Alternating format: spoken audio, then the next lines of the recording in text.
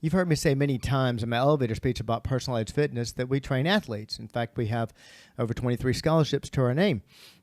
And when we're training athletes, we use, of course, a variety of different exercises. Many of them are basics that we use with pretty well any client, but also there's a lot of them that are sport-specific. But why do we use those particular exercises? How do you do them? What's the significance? What's the importance? Well, today we're actually starting a series on a variety of the different exercises that we use with our athletes and why we use them. And I'm going to have on as my guest Charlie Marlowe, who is our client coordinator in charge of athletes, talking about the squat today on the Personal Edge Fitness Podcast.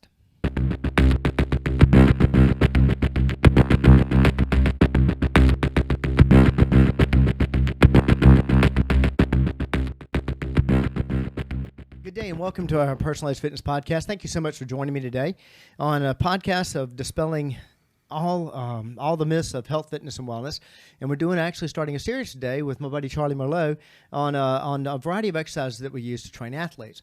I want to let you know how to get in touch with us if you're interested and have any questions about this show or any others, or any questions about dispelling the myths of health, fitness, and wellness. And in this series, if you have any questions about any particular exercises, especially how they relate to a sport, you can reach out to us, area code 251-278-3343. That's 251-278-EDGE. Hit me up on my email at Garrett, Garrett, at personaledgefitness.com.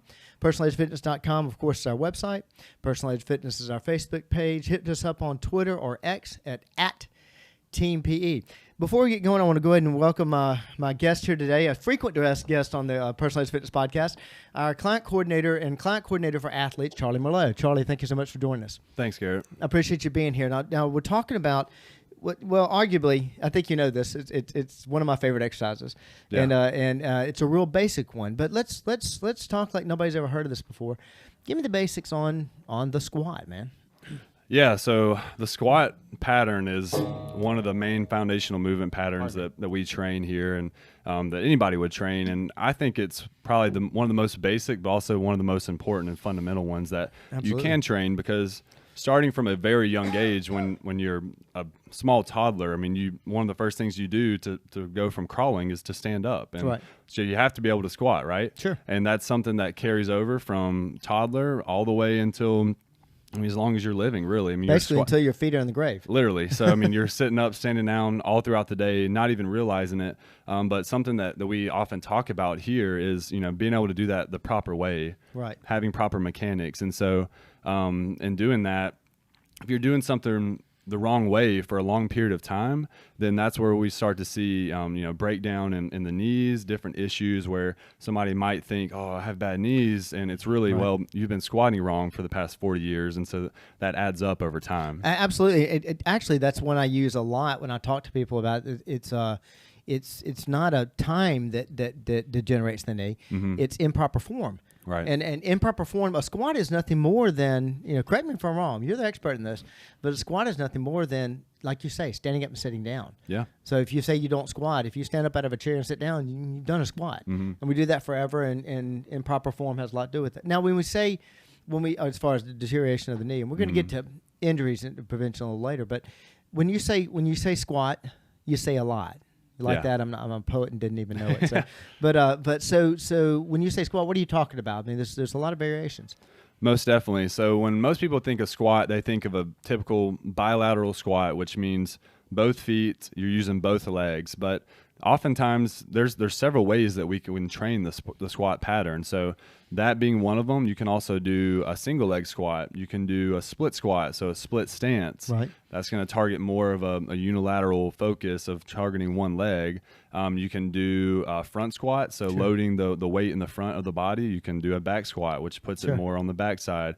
So there's different ways to target different joint angles, different muscles in different ways. Right. And all of them have a specific purpose that we use to program. Sure. And by the way, if you're watching this on social media, of course, you're seeing us talk about this, and you may know some of these things Charlie's talking about, you may not. Don't worry, we're going to take care of that. Charlie's going to shoot a video that we're going to follow up this podcast. It'll be post it a little bit later this week, and he's gonna break down some of these movements for you. So don't worry. After every single one of these series, we're going to have videos that follow up that actually break down the exercises, so you can actually see what we're talking about. So don't get too confused in the lingo as we go along. So all right, how do you determine? You're talking about the different variations, and it depends on what you're trying to load, what you're working on.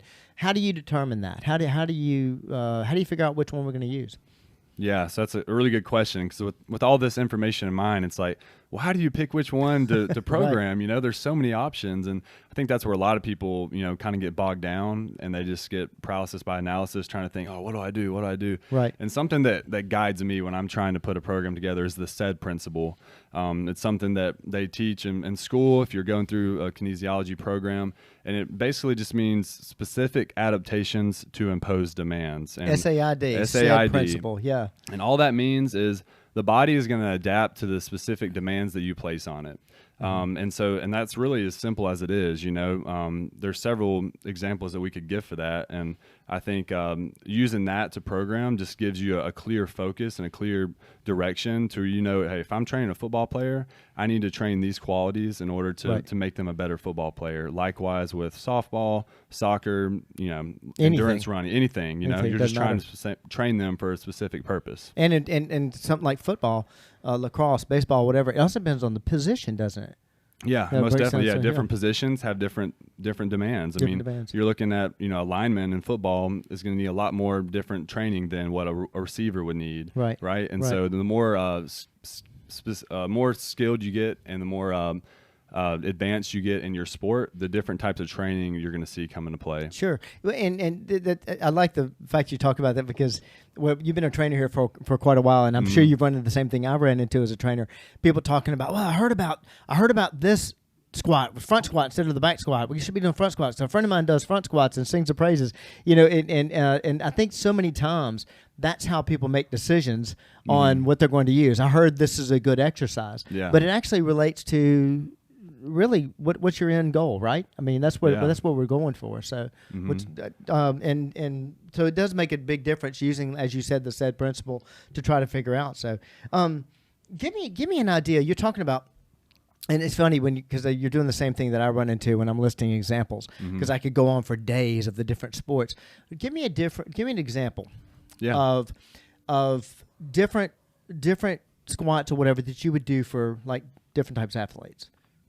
Yeah, so like we said earlier, it really all depends on the demand of what they're trying to do. Sure. And so one example that I like to talk about is a power lifter versus a marathon runner. Okay. You think of two very different type of athletes. Different ends of the spectrum. Yeah. One's max strength and another one is endurance. And so, you know, when it comes to training those different individuals, you can't give them both the same program and expect them both to excel. They need very different things. Right. And so for a power lifter, in regards to a squat, you're going to want to train, you know, a lot of maximal strength, a lot of very heavy lifting, mainly because that's what their sport demands of them, right? I mean, they're going in to compete for a 1 rep max, right? And so they need a lot of time under the bar, under heavy loads to get used to that and their body to adapt. Right. Whereas a marathon runner, they don't necessarily need to lift max strength hardly ever, because how often are they really straining under a maximal load? You know, that's not what their sport demands. So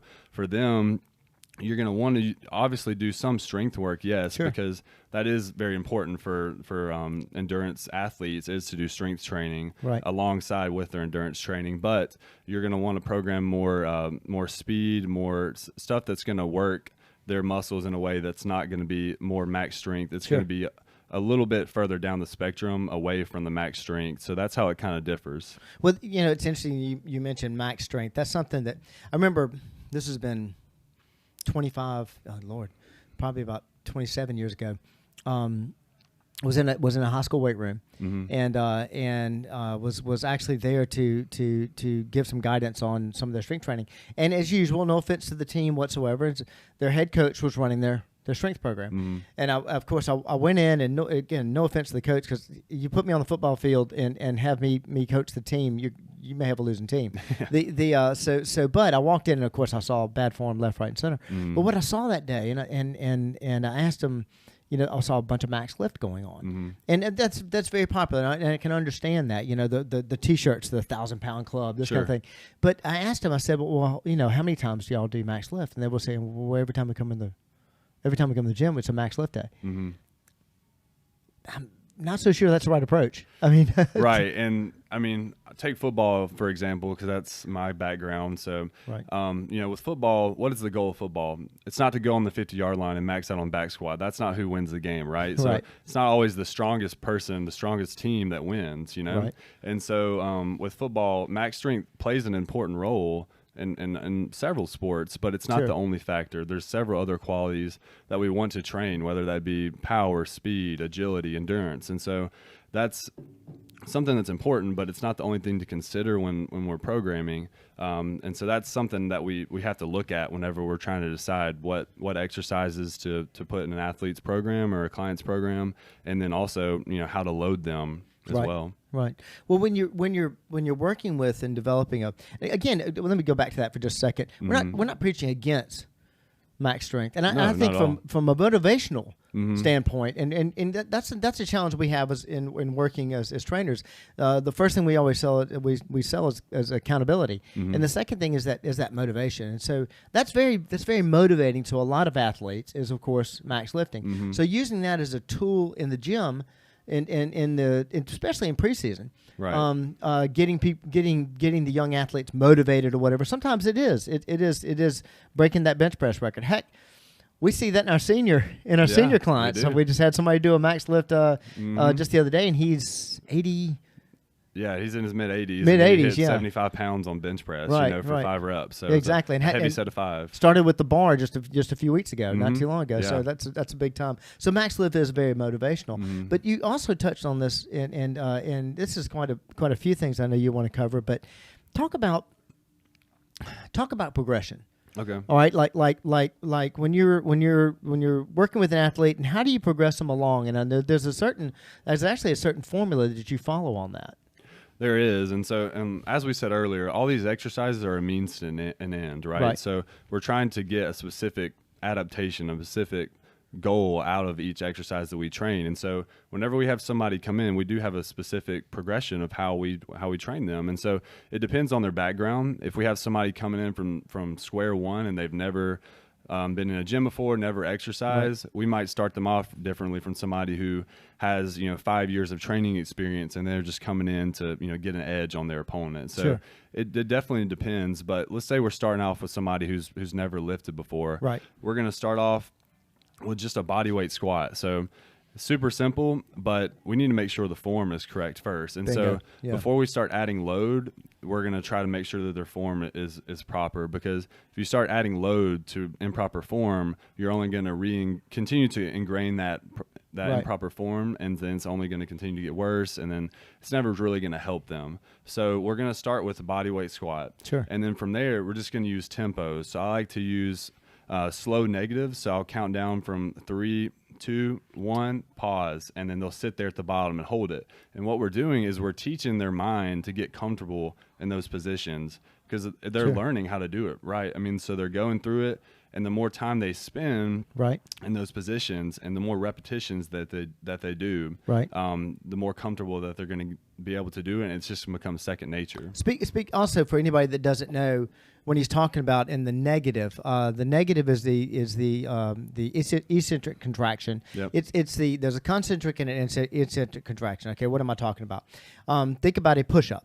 Most everybody knows how to do a push-up. Push-up, you really think the biggest part of your work is that when you're pushing up off the ground, or in a squat, when you're actually standing up. That's the concentric contraction, and that's only really 40% of your development. I mean, the vast majority of it happens to be in that negative or eccentric contraction, which Charlie was talking about, the lowering down process, and you were talking about basically teaching control in that. So yeah, most definitely. And most people don't realize this, but you're actually stronger eccentrically than you are concentrically. Much stronger, and so eccentric training is an awesome way to get stronger. Doing negative push-ups or eccentric push-ups, eccentric chin-ups, controlling that eccentric phase. If you're not quite strong enough to do a full push-up or a full chin-up, it's a great way to progress your strength so that you can be able to do that. Think about this though. If you're and this is easy for you to understand.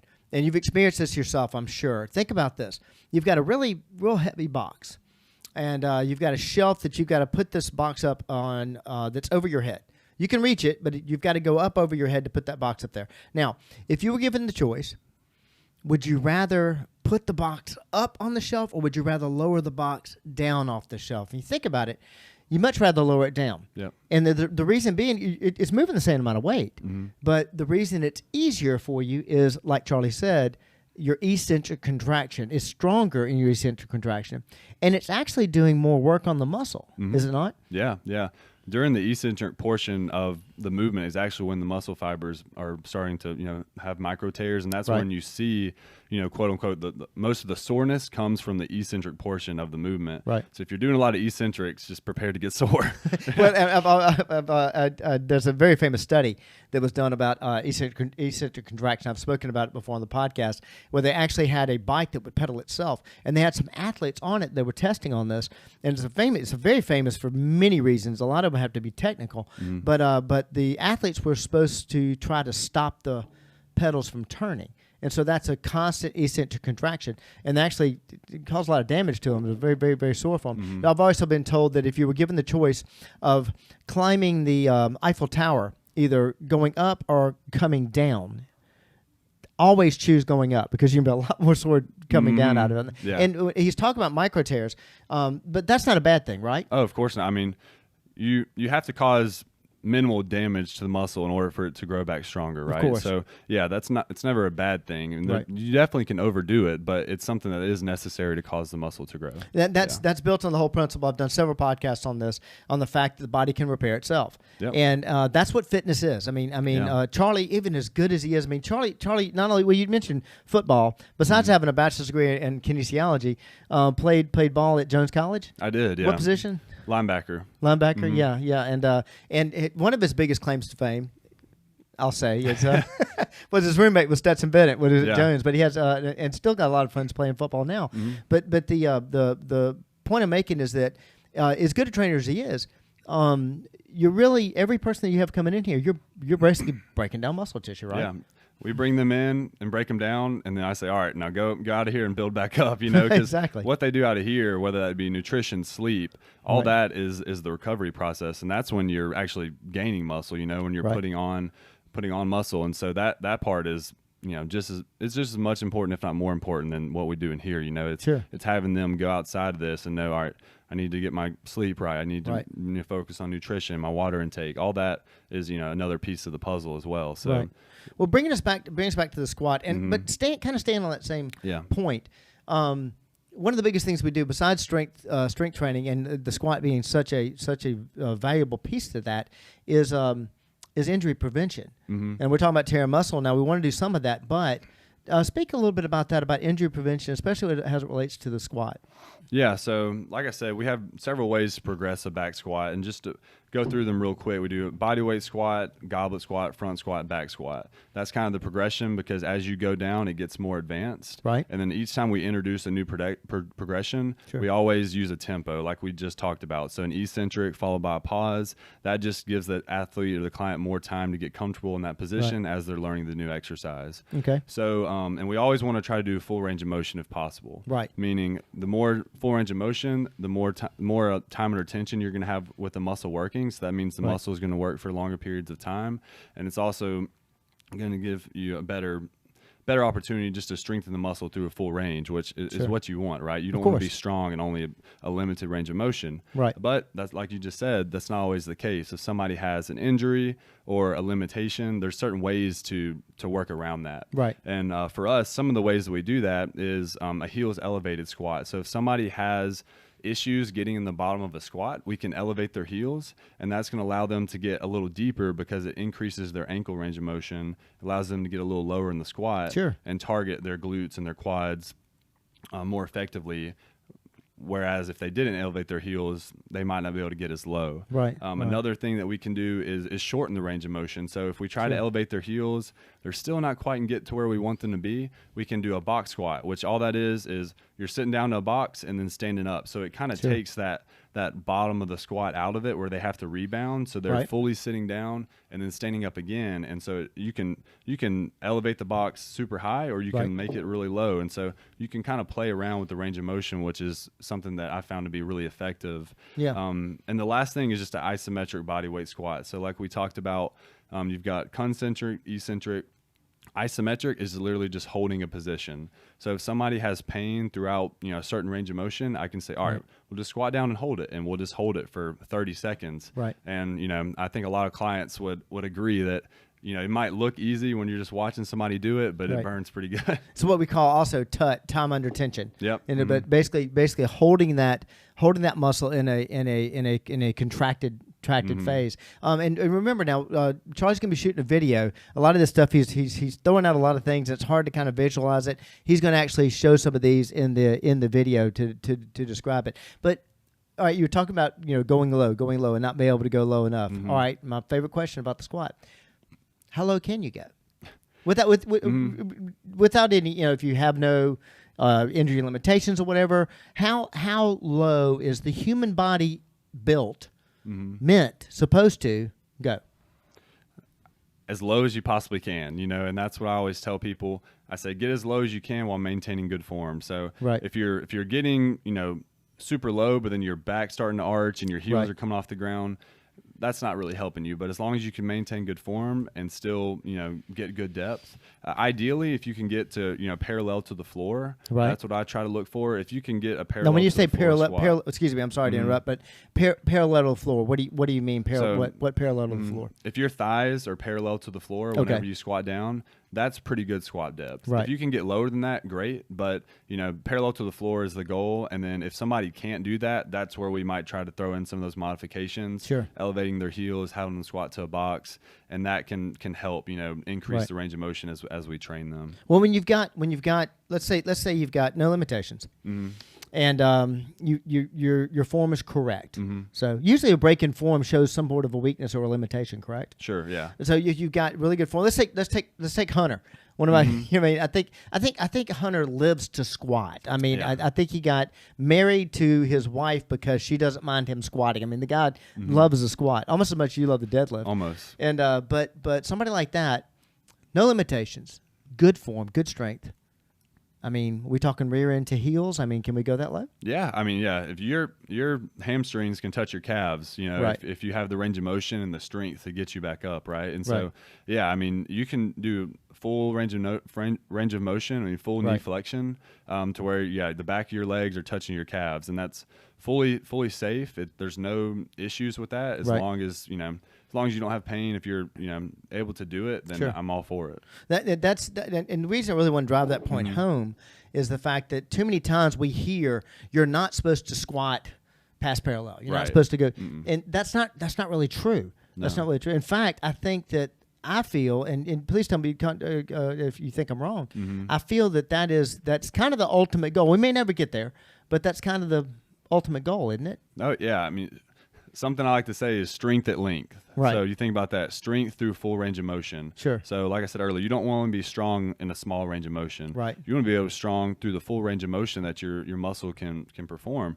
And so with that, throughout your day, you might go into a deep squat and, not even realize it. Right. But then when you get in here, if you're only training in small range of motion, you're not really preparing yourself for life, right? Sure. And so in here, while you're under supervision, while you're in the gym in a controlled environment, train those range of motions. That way, whenever you go to do something like that in your day-to-day, your body is prepared for it. Just naturally, like we said with the SAID principle. If if you're training for it, your body's going to adapt to that demand. Right. And I tell you, I don't want to leave without talking about one of your favorite topics, and that is in-season training. We did a podcast on this, driving this home. Too many times we do a lot of preseason, strength training, whatever, and then in-season you run away from the weights. That's not really true. I mean, there's a whole principle that deals with that, correct?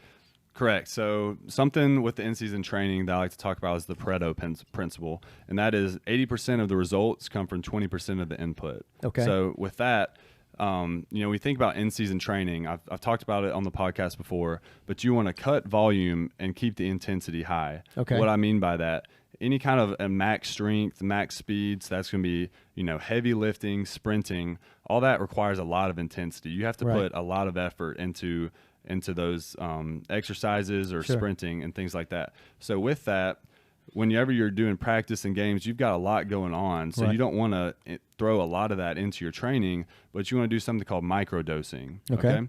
So microdosing is just throwing in small amounts here and there, sprinkling in a little bit of max lifting, a little bit of sprinting throughout your in-season process.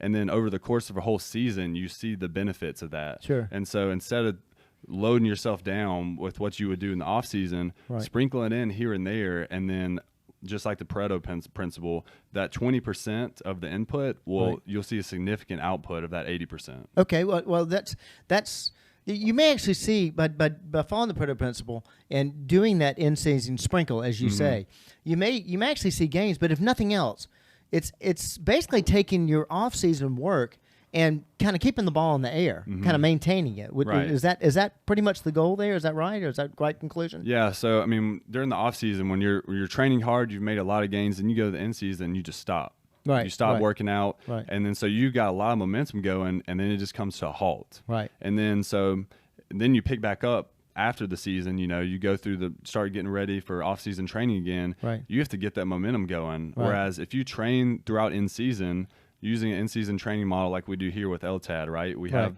different programs that we can modify for athletes, whether they're in season or out of season. Right. And that way, whenever they get done with their season, they haven't lost their momentum. Right. And we actually, like you said, we still train to make gains in season. We're not just trying to maintain. We're trying to continue to push hard, but within the limits of a proper in-season training model. Right. And so, you definitely want to keep the in-season training going, because that way, whenever you go to pick up in the next off-season, you can continue to build, and it just continues to go up and up and up. This is exactly what we talk about. And by the way, you mentioned LTAD. LTAD's long-term athletic development. Charlie and I did about a 4-part series on LTAD, and that's something we follow here at Personal Edge Fitness.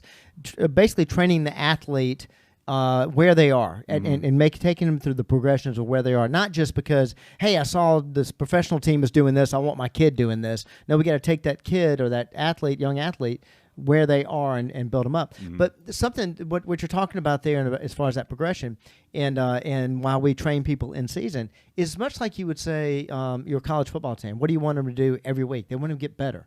Every week you want them to get better. That's basically what you're doing with this in-season training also. Not just keeping the ball in the air, but making them a little bit better. Yeah, most definitely. I mean, you think about it, when do you want to be playing your best ball? Right. At the championship time, course, at the end of the season, when you're playing for championships in the playoffs. So you don't want to start off strong and then slowly fizzle out towards the end of the year, right? Sure. You want to be able to maintain and continue to build all the way up until when you're at your healthiest and strongest and fastest is at the end of the season when you're playing for a championship. And so that's the whole mindset behind the in-season training is you don't want to fizzle out and start having all these overuse injuries. Everybody's burnt out and just gassed from, not being prepared whenever they're going through their season. Right. And so that's the whole reason behind the in-season training model. Well, we're starting today, like I say, we're starting a series on a variety of exercises. We touched on the squat today. That's what we started with. And I don't know if you did that because of my influence or not, but because I think that's such a basic move. And I call it, if you look back in our podcast series, I talk about the most important exercise you'll ever do, and I call it the squat. Now, we talked about a lot of variations here, but remember, we're going to follow this up with a video that Charlie's going to do showing you the different variations of the squat and some of these things that he talked about today. So be on the lookout for that on all of our social media channels. And if you have any questions about this exercise or any other, or I can't encourage you enough about this, if you have a question about an exercise that your athlete may be doing or you may think your athlete needs to be doing, give us a call at area code 251-278-3343. That's 251-278-EDGE. You can also reach out to me at Garrett, Garrett, at personaledgefitness.com. Contact my buddy Charlie here at charlie@personaledgefitness.com. Hit us up on Twitter at @TeamPE. Contact us through our Facebook page or our website, personaledgefitness.com. And we'd love to hear from you because this is understanding these natural progressions.